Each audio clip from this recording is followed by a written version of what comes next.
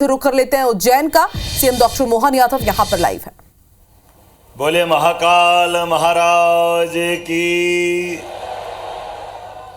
हमारे लिए आज का दिन एक अलग इतिहास बनकर के स्वर्णिम अक्षर से लिखा जाएगा। उज्जैन और उज्जैन में इंजीनियरिंग कॉलेज कैंपस में आईटी पार्क का भूमि पूजन वाकई ये ऐतिहासिक और बहुत बड़ी घटना है।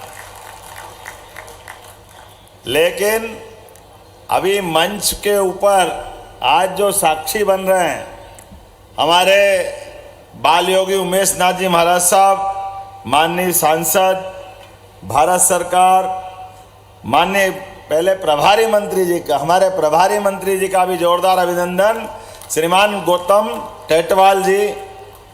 इस अवसर पर हमारे विधायक माननीय सतीश मालवीय जी, तेज बहादुर सिंह चौहान जी, जितेंद्र पंड्या जी, महापौर मुकेश टटवाल जी, आज अनिल जैन कालवेड़ा जी कहाँ दिख नहीं रहा है, कहाँ गए, स्वास्थ्य खराब है। इस अवसर पर सभापति बहन कलावती यादव जी, दोनों हमारी जिला पंचायत के अध्यक्ष श्रीमती कमला कुंवर जी, उपाध्यक्ष श्रीमती शिवानी कुंवर जी, भाजपा के अध्यक्ष, उसके पहले डॉक्टर सनवर पटेल जी हमारे कैबिनेट मंत्री का दर्जा प्राप्त है और वक्फ बोर्ड के अध्यक्ष भी हैं। इस अवसर पर मौजूद माननीय रूप पमनानी जी,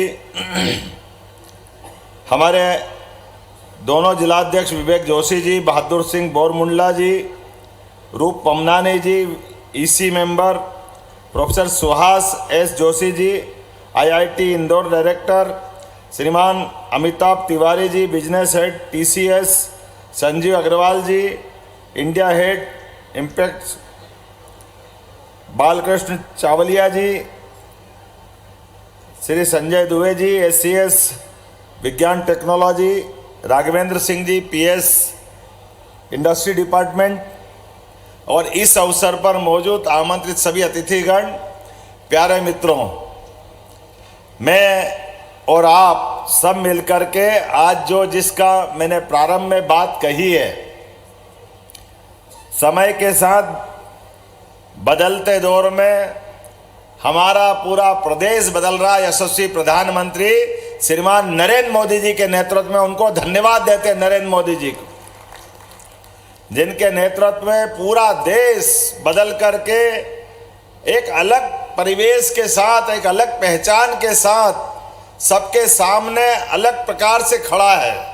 और इसे में जब दुनिया का सबसे युवा देश अगर कोई है तो दुनिया का सबसे युवा देश हमारा अपना भारत देश है। हमारा इस बात का गर्व है। जब दुनिया का सबसे युवा देश भारत है तो स्वाभाविक रूप से युवाओं को भविष्य की संभावनाओं को लेकर के बड़े अवसरों की प्रतीक्षा है। और ऐसे में हमारी सरकार के बनने के बाद हमने लगातार प्रयास किया है। हमारी युवा शक्ति, आज दिन में ही मैंने हमारे युवा उद्यमियों के एक बड़े कार्यक्रम में हिस्सा लिया था। युवा शक्ति के पैर में गति, हाथ में शक्ति, निगाह में दूरदृष्टि और भविष्य की संभावनाओं से ओतप्रोत युवाओं में किसी बात की कोई कमी नहीं है। कमी है तो केवल सरकार के प्रोत्साहन की, सरकार के पीठ पीछे हाथ रखने की। लगातार जिस प्रकार का समय चल रहा है, मुझे इस बात की प्रसन्नता है, भारत के युवा, अब दुनिया की कौन सी ऐसी बड़ी बड़ी कंपनियां हैं जिनके सीईओ हमारे भारतीय भारतवंशी नहीं है। अब तो समय ऐसा बदला है कि दुनिया के बड़े बड़े देश भी अगर लोकतांत्रिक है तो वो बगैर भारत के समर्थन के उनके अपने यहाँ के रिजल्ट भी उनके पक्ष में नहीं आते हैं। ये बदलते दौर में भारत की ताकत बता रही है। आज पूरी दुनिया भारत की तरफ आशा भरी निगाह से देख रही है। ऐसे में हमारी बौद्धिक क्षमता के सारे युवाओं के लिए भविष्य के उनके अपने आगे बढ़ने के रास्ते खोलने की जरूरत है। मुझे आज इस बात की प्रसन्नता है, जब यहाँ मैं आईटी पार्क की बात कर रहा हूँ तो 46 करोड़ की लागत से कम नहीं होता। 46 करोड़, जोरदार अभिनंदन करो अपने लिए इस नए भवन के लोकार्पण के भूमि पूजन के अवसर पर। 46 करोड़ की लागत से यह आईटी पार्क का हमारा भवन न केवल बनकर तैयार होगा, बल्कि इसके माध्यम से लगभग अप्रत्यक्ष रूप से 1000, प्रत्यक्ष रूप से 500 से ज्यादा यहाँ हमारे बंधुओं को न केवल काम मिलेगा, बल्कि ये एक अलग प्रकार का भवन बनेगा जिसमें व्यावसायिक स्तर की सभी प्रकार की संभावनाओं के आधार पर हम आगे बढ़ेंगे। मुझे इस बात की प्रसन्नता है, मध्य प्रदेश आईटी और इलेक्ट्रॉनिक्स मैन्युफैक्चरिंग का तेजी से सबसे तेज गति से बढ़ने वाला प्रदेश के रूप में स्थापित हुआ है। मुझे इस बात की भी प्रसन्नता है, मध्य प्रदेश में 250 से ज्यादा आईटी कंपनियां, 150 से ज्यादा ईएसडीएम कंपनियां, जिनमें 1 लाख से ज्यादा आईटी प्रोफेशनल अपना योगदान दे रहे हैं। अब 1 लाख का आंकड़ा कम नहीं होता है। मुझे इस बात की प्रसन्नता है कि दक्षिण के कई राज्यों में अब सबके मन में एक ही सपना आ रहा है कि अगर हमको काम धंधा करना है, आईटी के सेक्टर में आगे बढ़ना है, तो मध्य प्रदेश की तरफ चलना पड़ेगा। हमें इस बात का आनंद है। मध्य प्रदेश की भौगोलिक स्थिति भी इतनी अच्छी है, पर्याप्त लैंड बैंक है, यहाँ कानून और व्यवस्था के आधार पर लोगों की जीवन पद्धति भी इतनी अच्छी है कि कोई किसी प्रकार का संकट नहीं है। आने जाने के लिए देश में उत्तर से दक्षिण, दक्षिण से पश्चिम कहीं भी आना जाना हो तो सरलता से यहाँ आ जा सकते हैं। इसी प्रकार से हमारे हवाई मार्ग, जल मार्ग तो हमारे पास नहीं है, लेकिन रेल मार्ग और हवाई मार्ग के माध्यम से हम सबसे तेज गति से देश के किसी भी हिस्से में पहुंच सकते हैं। मुझे इस बात की प्रसन्नता है, जब मैं यहाँ बात कर रहा हूँ तो केवल उज्जैन नहीं, इंदौर में ऑलरेडी हमारा आईटी का बहुत बड़ा मार्केट बना है। इंदौर, भोपाल की भी पहचान अब इस प्रकार से बनी है। बीते दिने हमने अपने रीवा में एक आईटी पार्क का भूमि पूजन किया। जबलपुर, ग्वालियर, उज्जैन, कौन सा क्षेत्र छूटेगा? हर एक जगह जहां हमारे आईटी की संभावना के बालक बालिका होंगे, वहां आईटी पार्क खोलने का निर्णय हमारी सरकार ने लिया है। लगातार हम प्रोत्साहन दे रहे हैं। और केवल सरकारी नहीं, प्राइवेट स्तर पे भी कोई अपने निजी निवेश के बलबूते पर अगर अपना आईटी के सेक्टर में काम करना चाहता है, तो मैं जवाबदारी के साथ कह सकता हूं, भारत की सबसे आकर्षक आईटी पॉलिसी अगर कहीं की है तो एकमात्र अपना प्रदेश है, मध्य प्रदेश, जो इसको प्रोत्साहन दे रही है और लोगों को लालायित कर रही है।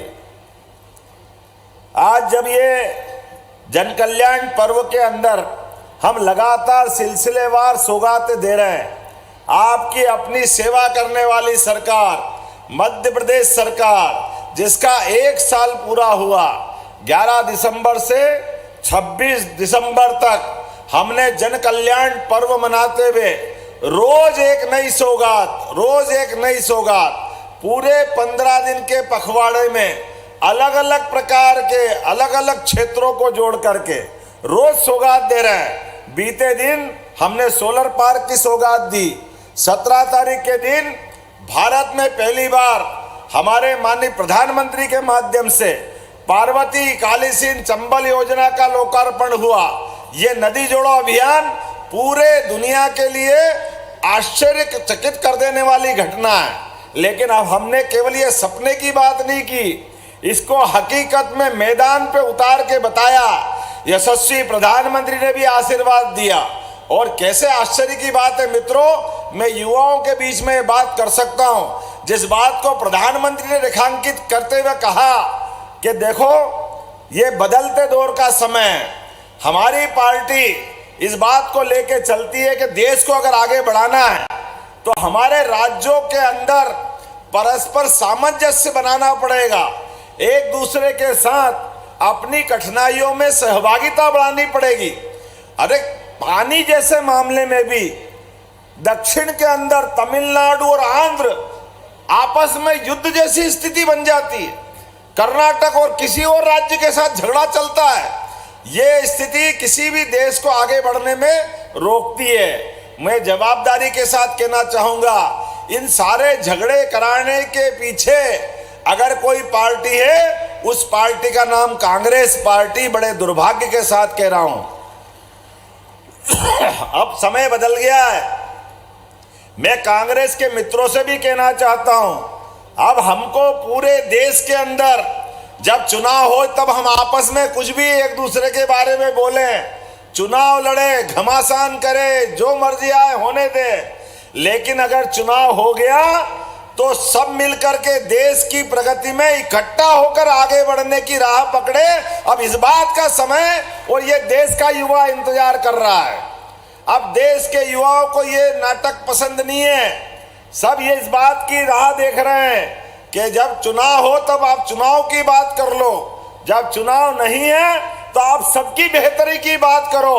और मुझे इस बात की प्रसन्नता है, इस विषय पे यशस्वी प्रधानमंत्री नरेंद्र मोदी जी दुनिया के सामने आदर्श हैं। दुनिया के सामने रूस, यूक्रेन दोनों लड़ रहे हैं आपस में, लेकिन हमारे बच्चे वहां फंसे हुए थे। 20,000 से ज्यादा, 20,000 विद्यार्थी।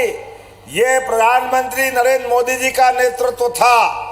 जैसे ही नरेंद्र जी ने दोनों से बात की, माननीय मोदी जी ने, तो रूस और यूक्रेन ने युद्ध बंद कर दिया और भारत के बच्चों को बाहर आने के लिए केवल झंडा लेकर के और भारत माता की जय करते हुए सबके सब बाहर आए।